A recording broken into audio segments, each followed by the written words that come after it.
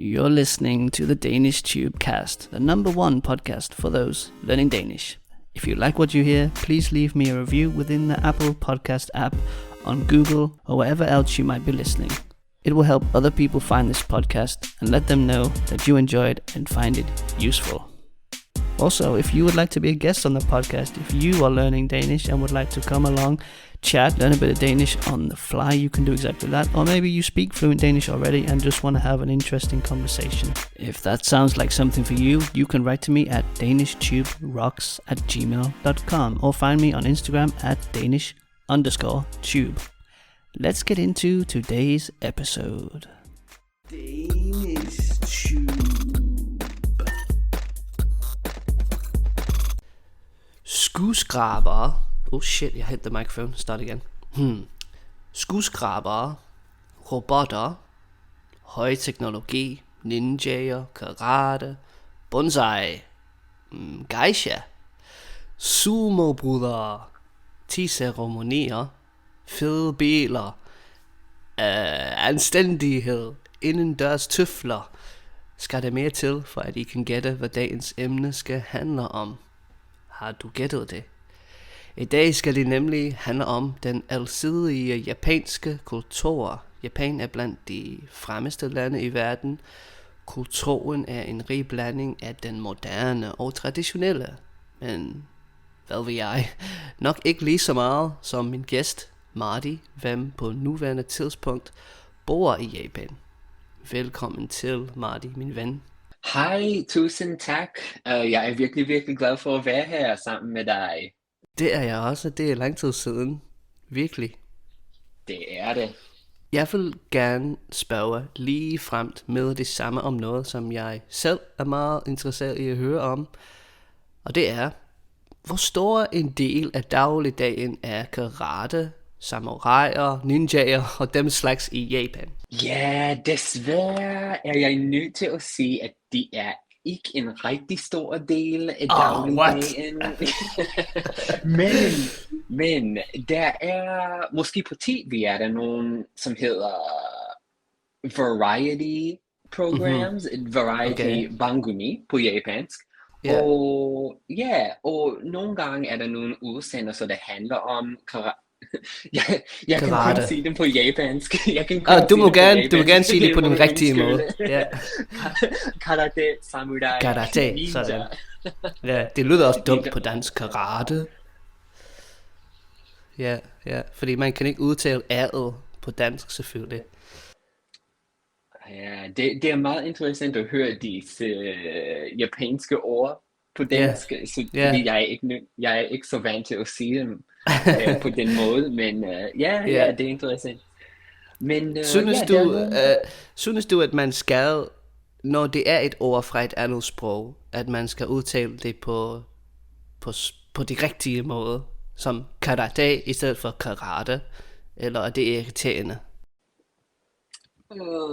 Det er lidt svært at sige, fordi det lyder måske lidt snobbet, hvis man insisterer på, at man siger, det lyder måske lidt snobbet, hvis man insisterer på, at de bliver udtalt på den rigtige måde, men på engelsk ser vi dem forkerte hele tiden, så det gør ikke så meget for mig. Ja, okay. Du vil fortælle om dagligdagen. Du sagde, you told me that karate, ninjas, samurais, they're not such a big part of the everyday life, but there is like a show, a program on TV, but then we got sidetracked. What was you telling me about that? Yeah, so in Japan, one of the most popular sorts of TV show is called a variety show, where they sort of do these like 10 to 15 minute segments about different parts of like life in Japan, and I think in those you might see some samurai or karate or things like that, but in terms of daily life, unfortunately, I don't really see a whole lot of it. Okay, men har du selv prøvet for eksempel karate eller en kampsport? Har du oplevet det? Nej, det har jeg ikke. Jeg ved, at der er så mange mennesker, som har stor interesse i den slags i Japan. Men nej, det har jeg aldrig prøvet. selv. Okay. Det er kun fordi, at jeg selv er startet for et helt andet år siden, så begyndte jeg på at lære karate. Er Og det der er nogle rigtigt? ting. Ja, det er rigtigt, jeg er så vild med det lige nu. Og der er nogle ting, for eksempel når man er inde i dojoen, ligesom anstændigheden og høfligheden. Og det er lidt mit næste spørgsmål. Og hvad kan du sige om den japanske anstændighed, which is like the properness, and høflighed, which is the politeness? Fordi for eksempel, når man er i dojoen, så tænker man meget på det i forhold til senseien og hvordan man skal opføre sig. Ja, det er faktisk meget at sige om den, fordi det er meget, meget anderledes end det jeg er vant til, som en, som var opdraget i USA.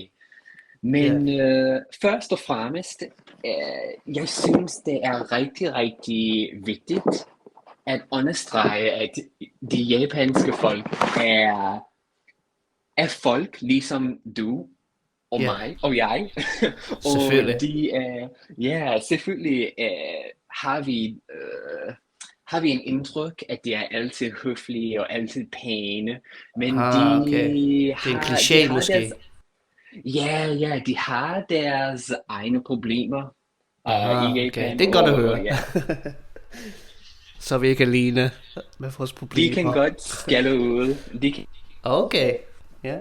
I talked about a little about how I've been learning karate for the past year and a half, and there's this like properness and politeness in the dojo in regards to your sensei, for example. So I was wondering how much of a role that has in the culture. And you told me that people in Japan are also human. Like it's maybe a bit of a cliche that they are always perfectly polite. They also, can lose their temper, maybe, shout at someone and that kind of thing. Yes. Yeah. Yeah, that's absolutely correct. Okay.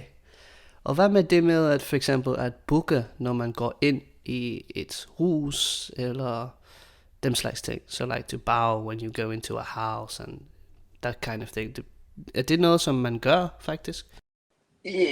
Nej, ikke rigtigt. Man skal bare gøre det, men de møder for eksempel på en virksomhed eller på en business setting eller den slags. Yeah. Men det gør vi ikke så meget. Okay. Jeg tror faktisk, det hedder at bøje sig. To bow, at bøje sig.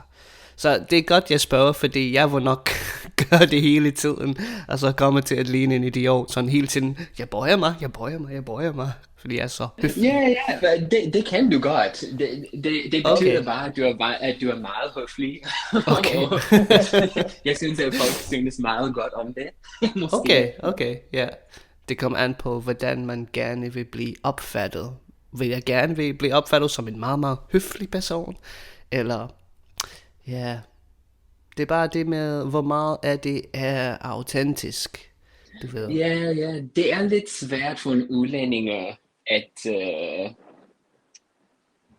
forstå, hvordan og hvornår man skal gøre det rigtigt, hvordan og hvornår man skal bøje sig, men man siger det nogle gange, og man kan godt gøre det, når man har lyst til det.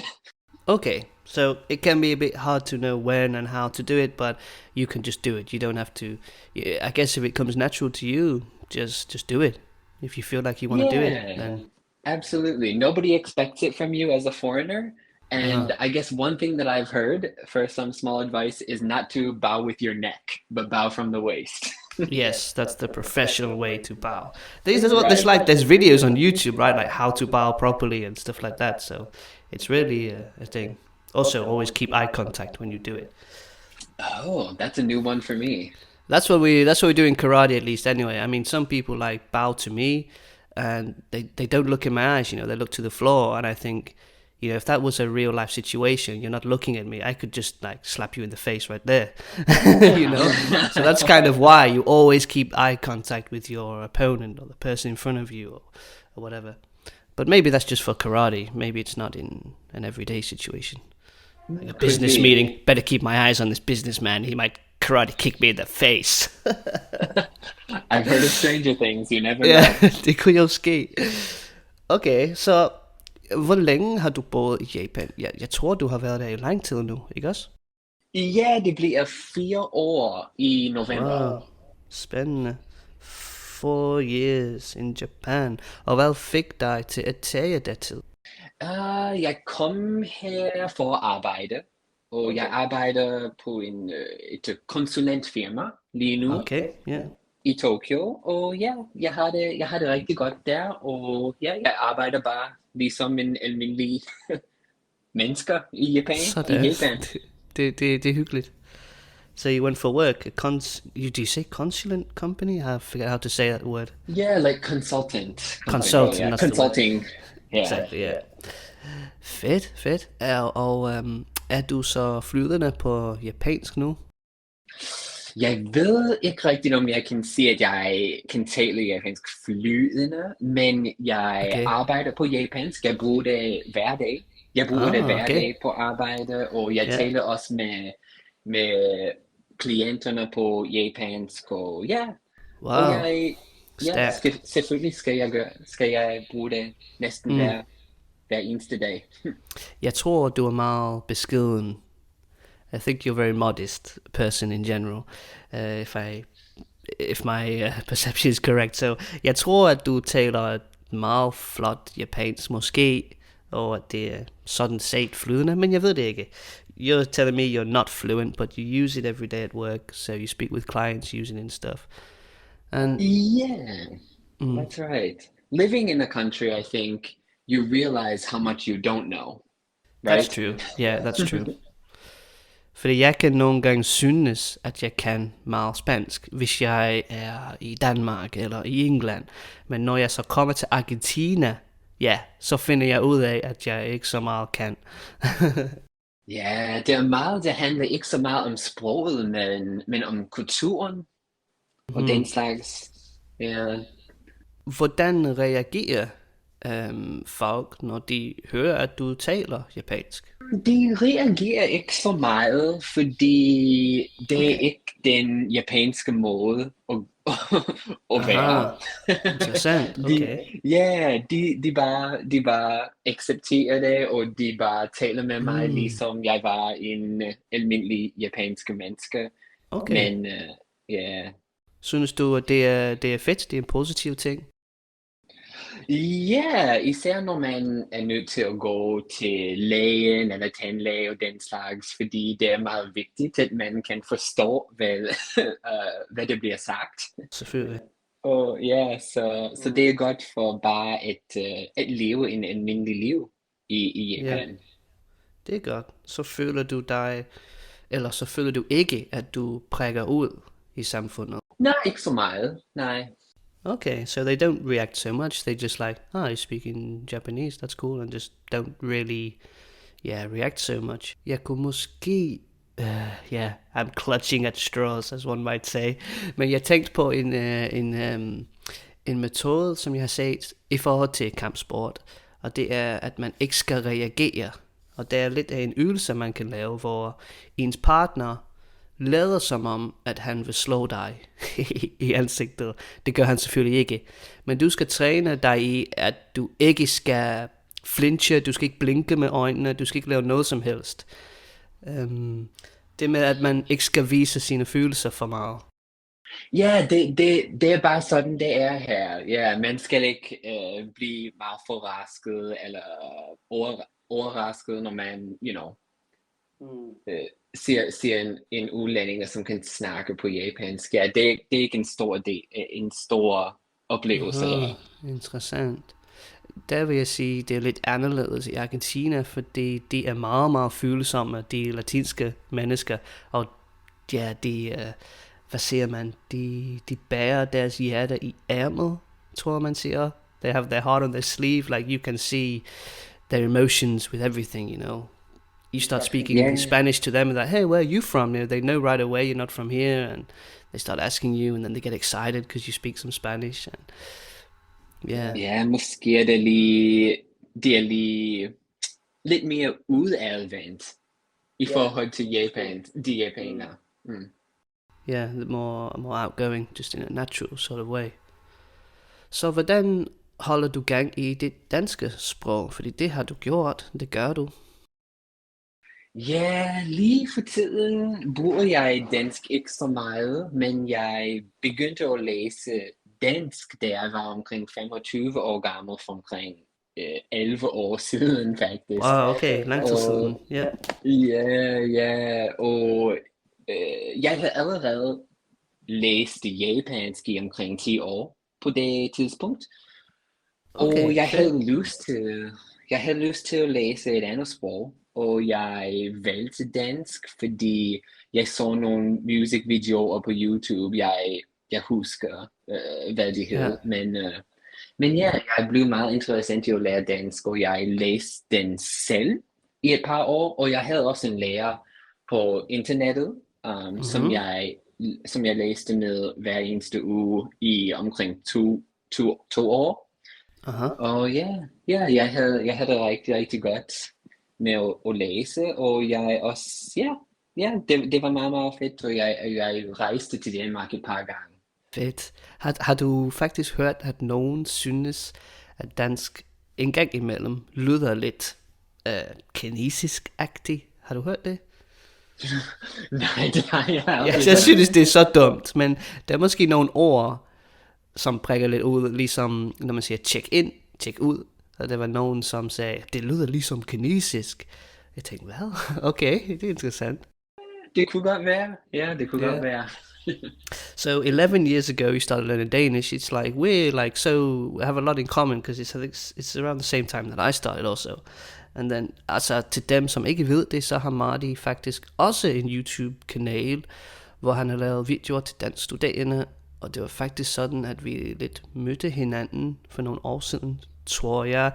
Altså jeg var selv i gang med at lede efter nogle videoer, dansk læring og dem slags, og så fandt jeg Marty. Så han har også lært sproget så godt, at han nu hjælper andre med at lære det. Jeg ved ikke, hvor meget du gør det nu, men det har du gjort i hvert fald.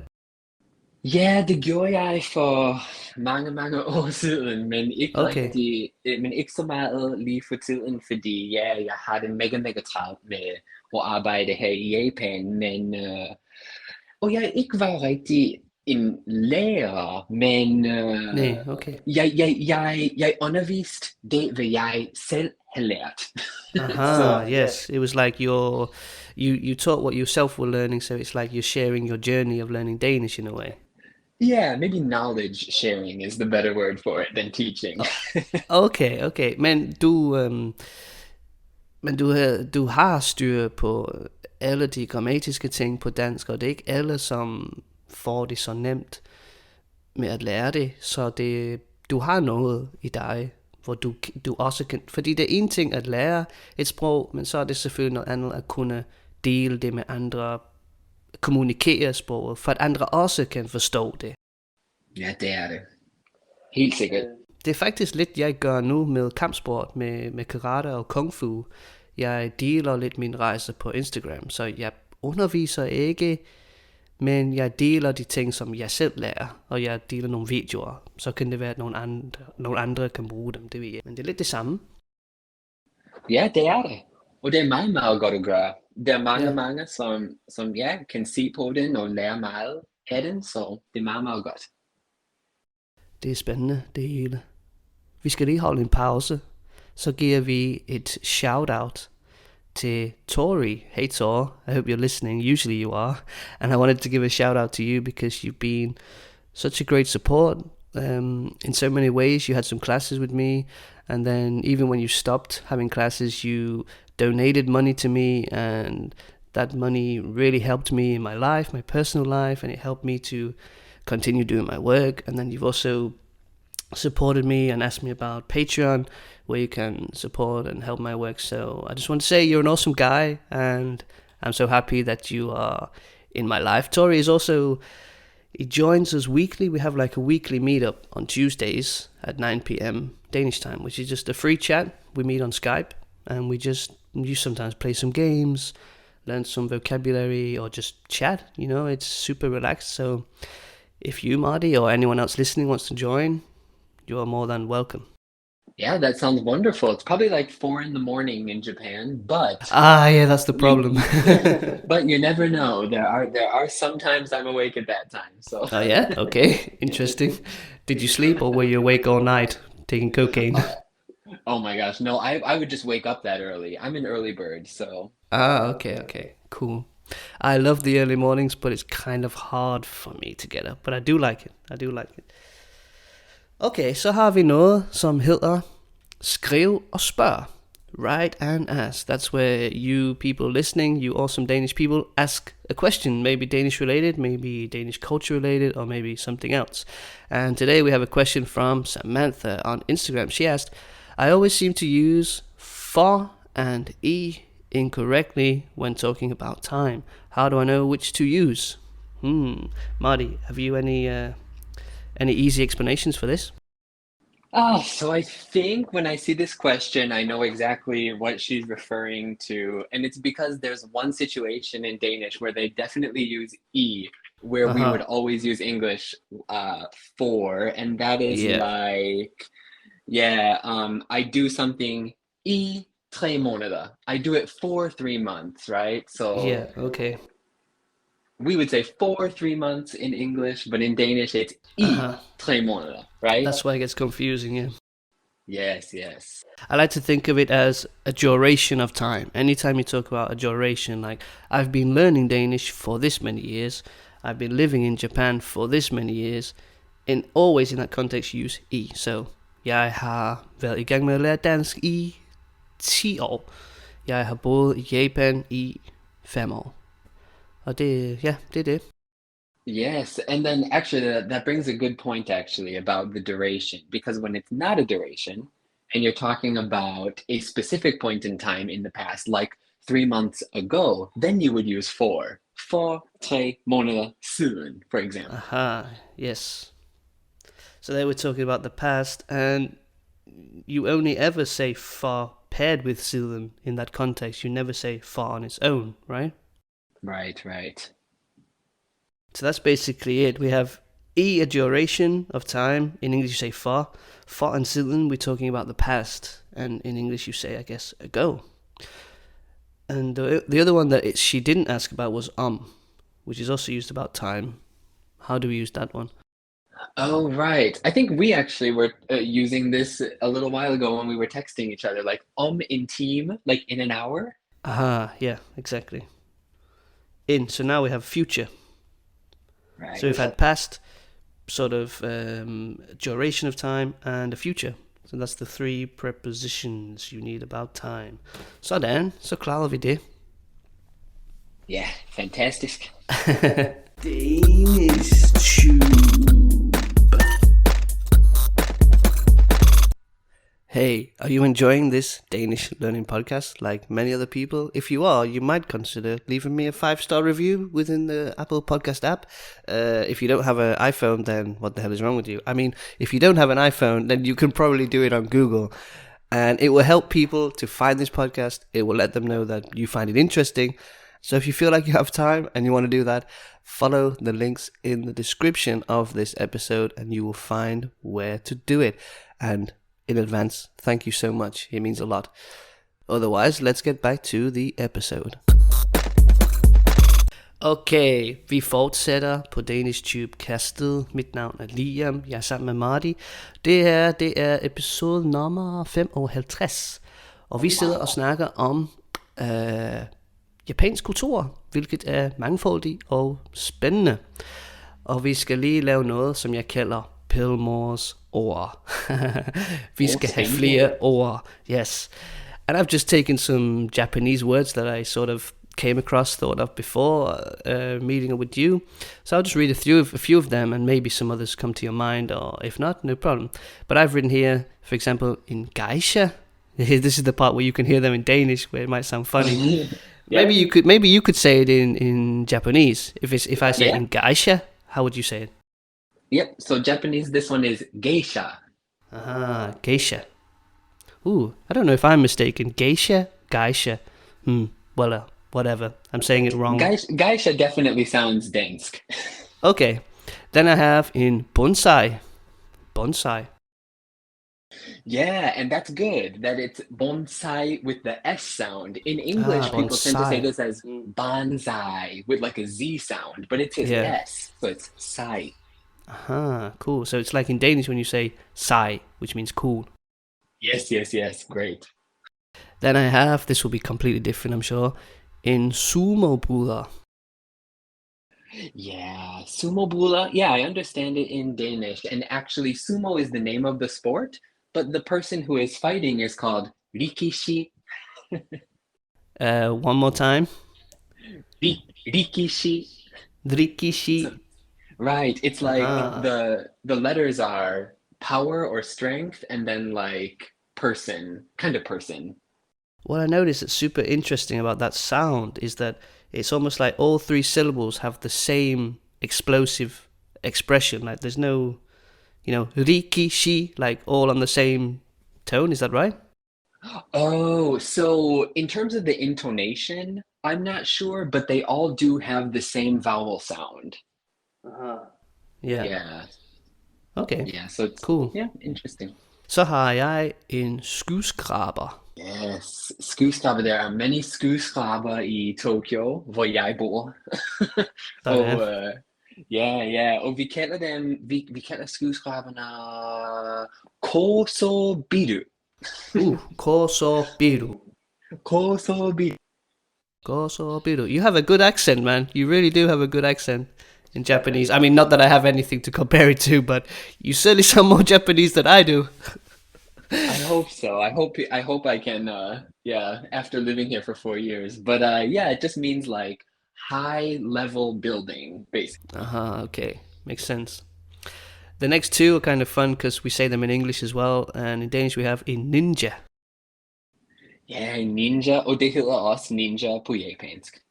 Nice. But the A sound at the end is quite interesting in Danish because, like when you say the word yeah, you have this eh.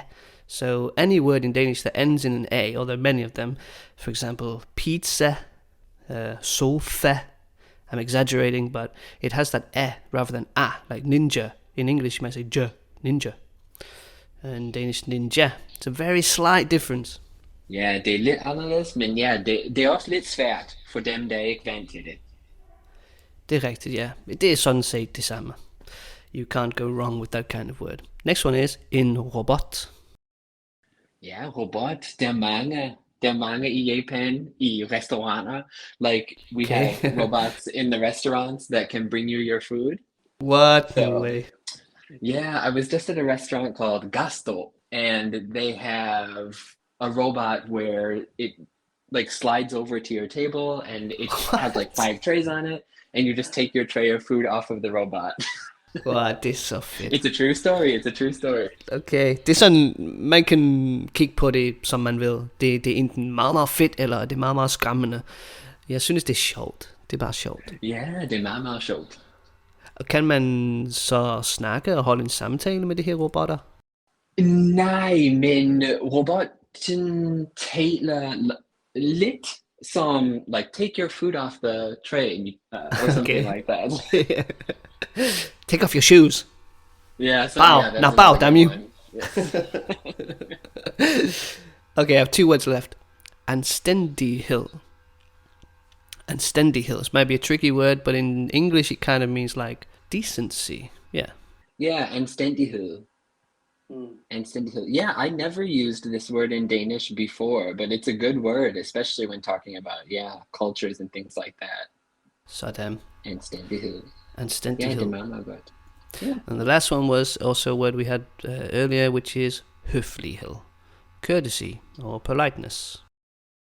Yeah, and also I was using the word pain before, Okay. instead of well, maybe in addition to høflig, because I think pain also just means like nice, right?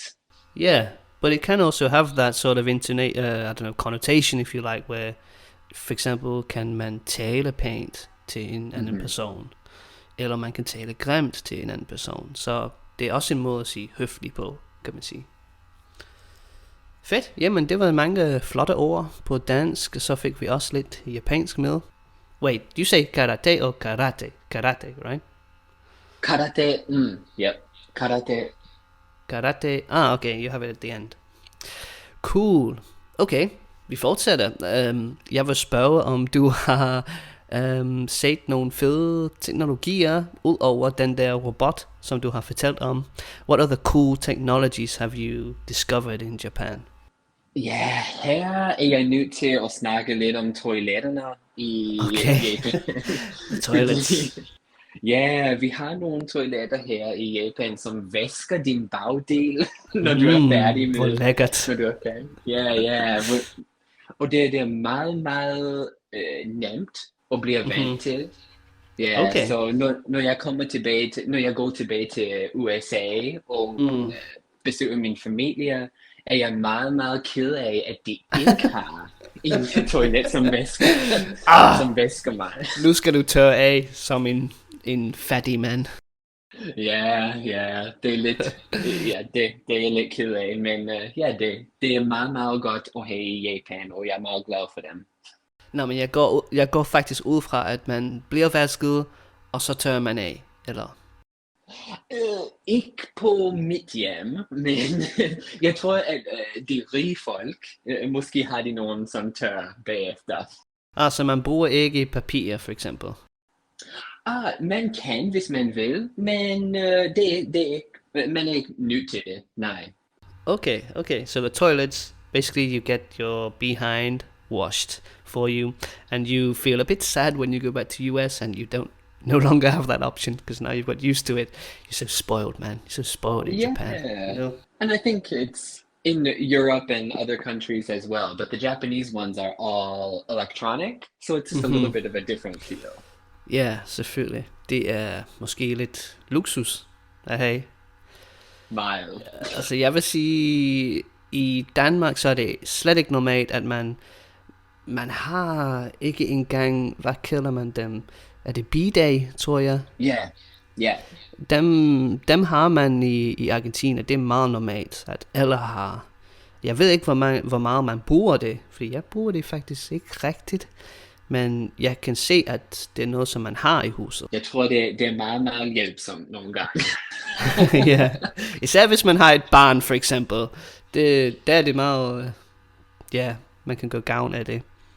Ja. Har du set nogle andre sådan skæve, quirky ting i Japan, udover det? Nej, ikke så meget, fordi jeg har boet her i 4 år, og nu er jeg lidt, jeg skal sige igen, jeg er lidt vant til alt der omkring mig, så jeg kan ikke kalde det skæve eller quirky. Og nu er det normalt, ja, det kan jeg forstå. Ja. Men kan du måske huske, da du først flyttede dertil, var der noget andet, som du så, hvor du tænkte, what, det er lidt vildt? Ikke så meget, men jeg var meget glad for så mange ting, som convenience stores, som holder åben hele dagen og hele natten, og man kan købe alt slags ting, man skal have, og også meget, meget, meget godt mad. Okay. Meget god mad, ja. Så jeg var meget glad for så mange ting. 24-hour service and good food, det er noget, som alle kan lide. Ja. Det kan være lidt irriterende i Argentina, hvor folk de tager de der siestaer, så man sover fra klokken 2 måske til 4, 5, 6 stykker. Så åbner man igen, og så holder man åben indtil lidt sent, måske 9, 10. Det skal man lige vende sig til, men ja, det er bare så. Ja, det har vi overhovedet ikke i Japan. Vi arbejder hele tiden. Okay, man stopper bare ikke. Nej, det gør vi ikke. Det er også normalt, at man tit kan finde en japansk have i en stor by. Vi har sådan en have i Buenos Aires, for eksempel. Og der kan man se nogle smukke planter og træer. Typisk kan man se nogle fisk, og så en række genstande, som sværd og rustninger, like swords and armor, fish, plants and trees and stuff. Men jeg tænker, at de der haver, det er måske endnu smukkere i Japan. Er de? Hvordan er de? Ja, de er bare så smuk. Jeg kan ikke beskrive dem rigtigt med de rigtige ord, men ja, de er bare så flot. Og man skal bare se alle de blomster og alle de træerne. Det er bare så fantastisk, at ja, man kan måske se den på Google Images og få en indtryk af hvad man kan Selvfølgelig. se, hvis man kommer her. Men de er over hele landet. Okay. Uanset hvor man er i Japan, kan man komme ind i en have og se alle de dejlige ting, som ligger derinde. Og det er offentlige, Ja, eller skal man betale for at komme ind? nogle gange er der nogle private haver, men der er mange offentlige også. Og Okay. man betaler måske, hvis man taler på US dollars, omkring 3 eller 5 dollars. Okay, Ikke så så det er meget. næsten Ja. ingenting. Nej. Nej, det er bare fordi, når det er i et andet land, så er det normalt noget, som man betaler for, som jeg forstår det. Yeah, but you're saying that they have beautiful gardens and like it's something you have to see. They have these beautiful plants, beautiful trees, and they're over the entire country. There's a lot of them that are just free to go inside, just public, and then some private that you have to pay for. That's exactly right. Det lyder meget spændende. Har du også set nogle geishaer, mens du var ude og gå en tur? Faktisk nej, jeg har aldrig Okay. set. Nej. Nu tvivler jeg meget på ordet, om det er geishaer eller geishaer. Men det skal jeg tjekke om bagefter. Jeg tror, det er geishaer på dansk. Ja. Nå, men det har du ikke? Ja, det har jeg ikke, desværre, men måske handler det lidt om corona, og Okay.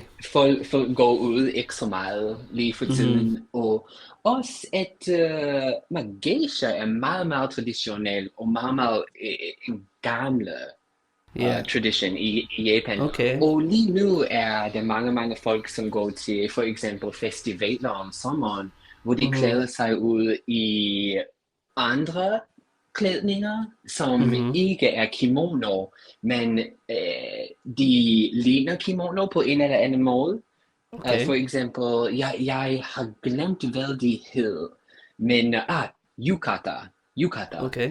Yukata. De er ligesom kimono, men de er lidt mere casual. Okay. Måske Ja, lidt en moderne version.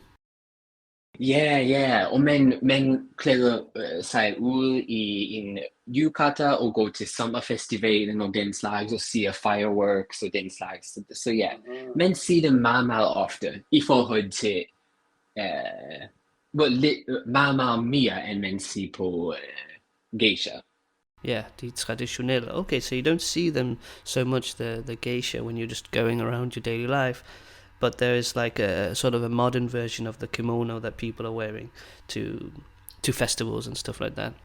Yeah, that's right. There's actually several different kinds. I just can't remember what all their names are. But yeah, just more Okay. they're traditional Japanese clothes, but not something you have to worry about spilling ice cream on. Okay. A beer. kimono, that would be a disaster. Måske trækker de sake til festivaler. Ja. Til festivaler, det ved jeg ikke. Hvad drikker man egentlig i Japan? Mild. Alt slags. Jeg kan bare ikke forestille mig, at man drikker meget øl, for eksempel, ligesom man gør i Europa. Ja, der er mange berømte øl i Japan, som Kirin. Maybe you've heard of Kirin, Kirin. It's a very popular brand of beer. Okay. Jeg tror ikke, jeg har, faktisk. Yeah, they sell it in other countries as well, but i USA er det faktisk forbudt at drikke på gaderne, men man kan godt gøre det i Japan uden problemer. Aha, okay. Men er det lovligt at gøre? Ja, det er det. Det er det. Okay. Fordi det er interessant. Man kan også gøre det i Danmark, men det er ulovligt faktisk. Det er ikke lovligt, men det er lidt af en uskreven regel, hvor folk de bare gør det, og det kommer ikke nogen problemer af det normalt. Så Ja, hvor det er heldigt. meget... Ja, det er det faktisk. Jeg kan huske, da nogle af mine britiske venner først tog til Danmark, de blev mega spændte på, at man kunne gøre det. Fordi i England, det må man heller ikke. Man må heller ikke drikke på gaden. Men det gør man bare i Danmark. Det er så normalt. Ja, det føler lidt forkert, når man virkelig gør det. Men Ja, det er så frækt. Hvor frække vi er. We're so naughty, drinking on the street. Så jeg har faktisk læst mig til, at de her geishaer, det er faktisk noget seriøst noget. Det er meget respekteret.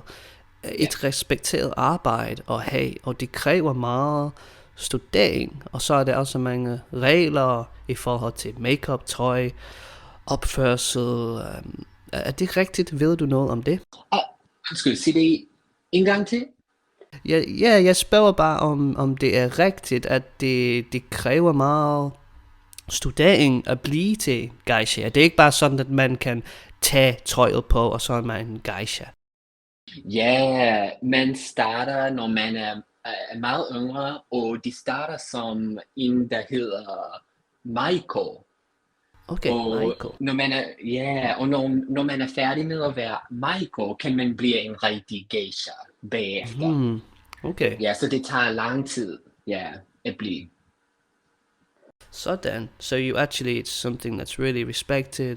It's a serious work that you have to study for. You start when you're really young. And it takes many years to become a geisha. Yeah, Geisha. that's right. Yeah. And so you start out as a Maiko, which means dancing child, or I guess in this case, dancing girl. Okay.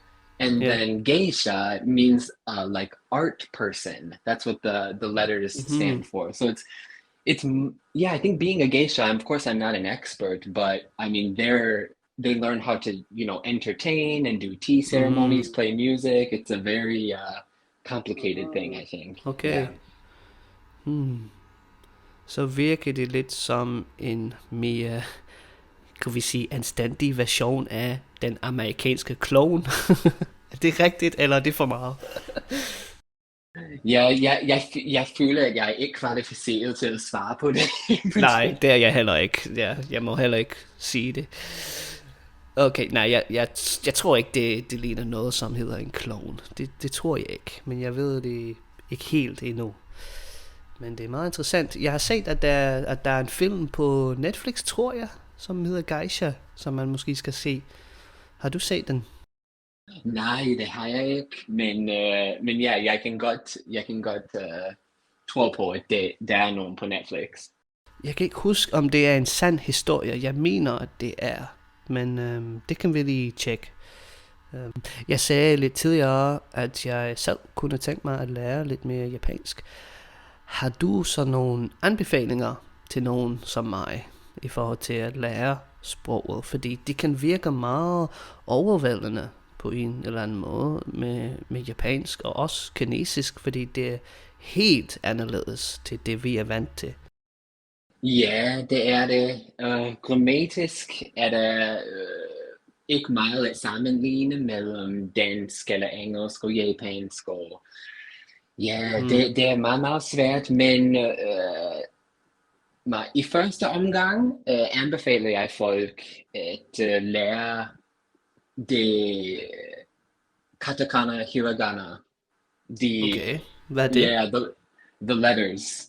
Aha, okay, ja. Så når man har fået alle de hiragana og katakana, kan man godt læse og skrive til. It's important to have the letters first, because you're not going to be able to study without them. Når tænker du de forskellige tegn? Like the symbols, do you mean you have to learn the symbols? No, you don't have to learn the difficult, like Chinese characters at first. But there's Japanese, I think, is known for having the most difficult writing system in the world, because there's there's 2 alphabets and then the Chinese characters as well. Well, okay. So if you learn the 2, I'm gonna get grilled for calling them alphabets. They're not alphabets. Okay. But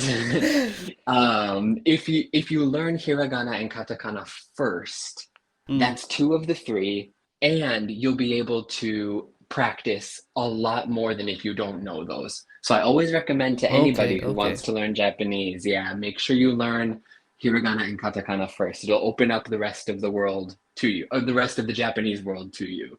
Sådan. Og hvor kan man finde sådan noget? Kan man bruge for eksempel Duolingo til det?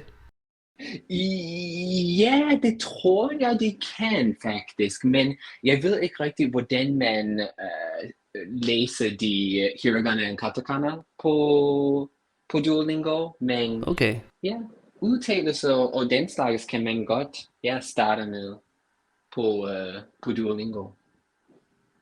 The grammar is, there's no sort of similarities with English and Danish, so that's where it gets a bit tricky. But you basically said that to start with the simple sounds first, because without those, it's going to be very hard for you. So don't skip ahead, folks. Start with the basics. That's right. And don't call them alphabets. Yes, that's right. Don't call them alphabets like I did. If there's anyone from Japan listening, then you can write to us and, write a complaint for Marty. Yep. I apologize in advance. Så er vi kommet til vores sidste segment, hvilket hedder Vil du hellere? Det er et meget sjovt lille spil, som jeg har fundet på, hvor vi bare har nogle sjove eksempler. So in Danish you can say, would you rather? Vil du hellere? It's kind of just a fun game that anyone can use. I use it myself with my son, for example, when we're eating dinner. I'm just like, hey, would you rather fly a plane or fly a bus? Just random crap that sort of sparks a funny conversation. So I have some like Japanese-inspired examples. So I will ask you, Marty, vil du hellere drikke sake eller grøn te? Ja, jeg må sige, at jeg vil hellere drikke grøn te, fordi jeg kan meget godt lide at slappe af på aftenen, og have det stille, holde det stille og roligt. Sådan, det gør jeg også. Jeg drikker normalt te sent om aftenen, så jeg tager også te. So my question was, would you rather drink sake or green tea? We're taking the green tea. Yeah. Nummer 2. Vil du hellere se japansk anime eller læse japansk manga? Ja, det her spørgsmål er lidt svært, men jeg vælger manga, tror jeg. Ja, fordi jeg kan elske at læse. Så ja, det er godt for mig. Sådan, so you would rather read the manga as opposed to see the anime, because you love reading. Yes. Ja, det er fedt.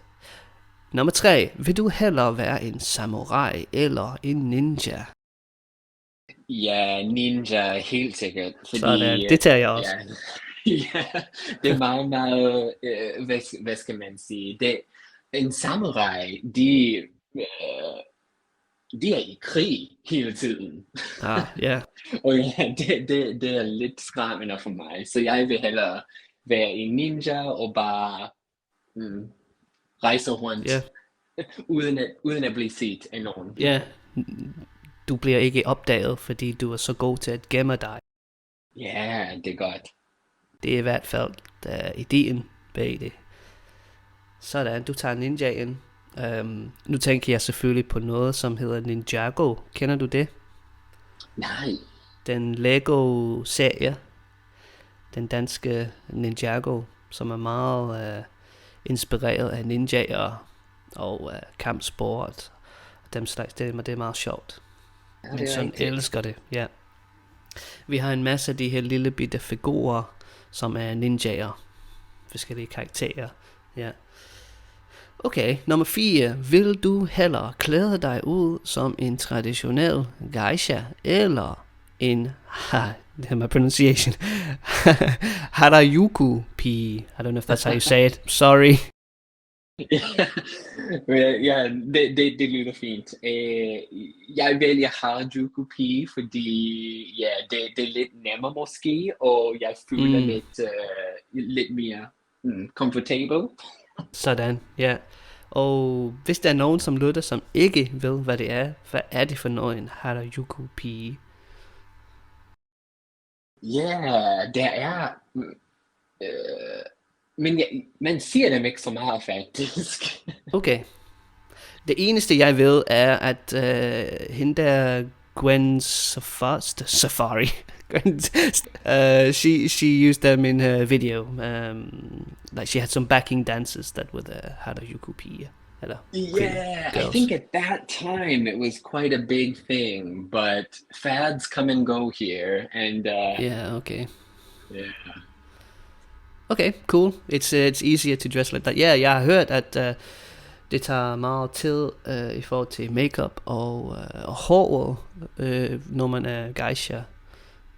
yeah, Og det også skal sove på en meget speciel måde, for at det ikke fucker med deres hår, for at sige det lige ud. Sidste eksempel. Vil du hellere være en tanuki morhund med testikler på størrelse med sakkestole, som kan bruges til fantastiske ting, ligesom hunden gør i legenden, eller være lige så stærk som en sumobryder, men skal altid have den traditionelle bli på? That was a long one, so I'm going to translate a little bit if I can. Would you rather be a tanuki, raccoon I think it's called, which is like this special sort of dog raccoon mix, that has testicles the size of beanbags that can be used for fantastic things, as with the legend? You people out there, go to Google, go crazy. Or would you rather be just as strong as a sumo wrestler, but have to always wear that traditional, well, nappy, I'm gonna call it. yeah. Sorry again, Japanese people. Ja, jeg går med blien. Det går Sådan, jeg bare. sådan. Ja. Ja. Du er selv sikker. Ja, man kan godt... Nej, det er meget godt at være stærk. Er det ikke? Det er det, selvfølgelig. Jamen, så nåede vi det hele. Så siger jeg bare tusind tak, fordi du var med i dag. Det var så fedt, og jeg synes bare, at den japanske kultur, det er så interessant, og det er så meget at snakke om. Jeg synes bare, at vi kunne blive ved med at snakke om det. Så hvem ved, måske kommer der en nummer 2 af Japan. Lad os se. Ja, det skal der. Du må have det virkelig godt. Tusind tak, og vi ses. Ja, i lige måde. Tusind tak for i dag, og jeg håber, at vi snakkes ved. Ja, det håber jeg også. Det gør vi. Vi ses, min ven. Hej. Hej hej. DanishTube. Thanks again for listening to this Learning Danish podcast for you, the Danish learner. If you didn't know it, I do actually teach Danish. That is my full-time job. So if you are on the lookout for a cool Danish teacher looking to improve your skills, or maybe just fine-tune your language, get in touch with me. Write to danishtube.rocks@gmail.com. I would be super happy to hear from you and to help you on your Danish language journey. Until next time, vi ses og have det godt.